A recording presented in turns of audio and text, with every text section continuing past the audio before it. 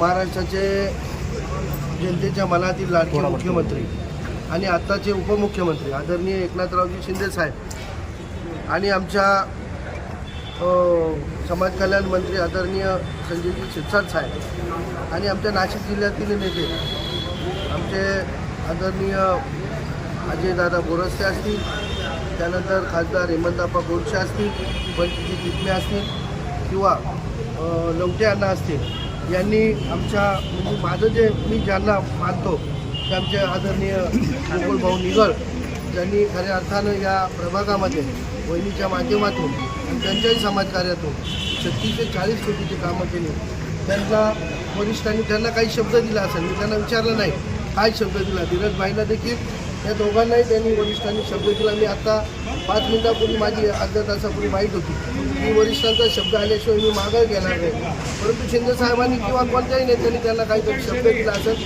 ते म्हणे विवाचे गोकुळ भाऊ निगळ तुमच्यासाठी सदैव आहे, धीरज भाऊ शेळके तुमच्यासाठी काय तरी आम्ही लहान असलो धीरज भाऊ म्हणता तरी पण तुमच्या शब्दाला आम्ही मान ठेवू आणि ते काय आम्हाला पक्षश्रेष्ठीने सांगितलं आहे ते याच्यात जे काय असेल ते आम्ही तुमचे कुठेतरी पुनर्वसन कशा ना कशा पद्धतीने करू. अशा पद्धतीने पक्ष संघटनेचा आदेश आल्यामुळं मी पक्ष संघटनेचा मान राखून माझ्या अ-गटातून माघार घेऊन धीरज भाऊ शेळके आणि आमची भाऊजाई सीमाताई निगळ या दोघांसाठी खऱ्या अर्थानं माघार घेऊन हे सीटं कशी आम्हाला शिवसेनेचा झेंडा कसा फडकावता येईल या हिशोबाने अहोरात्र त्यांच्याबरोबर मी काम करणार आहे आणि विजय आमचा निश्चित एवढंच तुम्हाला सांगतो. मी इलेक्शन लढवण्यास इच्छुक होतो, परंतु काही कारणास्तव मला ते तिकीट भेटलं नाही आणि तिकीट नाही भेटलं तरी मी अपक्षसुद्धा लढायची माझी एकदम तयारी होती.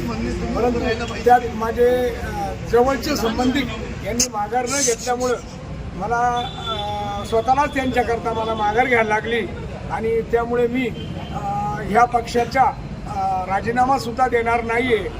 परंतु मी ज्यांच्याबरोबर आहे त्यांचं काम करण्यास मी उत्सुक आहे. माझं कुटुंब माझ्याबरोबर राहील, माझ्या गावातले काही माझे मित्र माझ्याबरोबर राहतील. त्या हिशोबाने मी या काही वरिष्ठ लोकांनी नेत्यांचे मला फोन आले होते. त्यांनी सांगितलं तुम्ही एक काम करा, आम्ही तुमच्याकरता कुठेतरी काही सोय करून देऊ आणि त्या हिशोबाने मी आज या पदाचा या माझ्या इलेक्शनचा राजीनामा देऊ आणि मी माघार घेतली.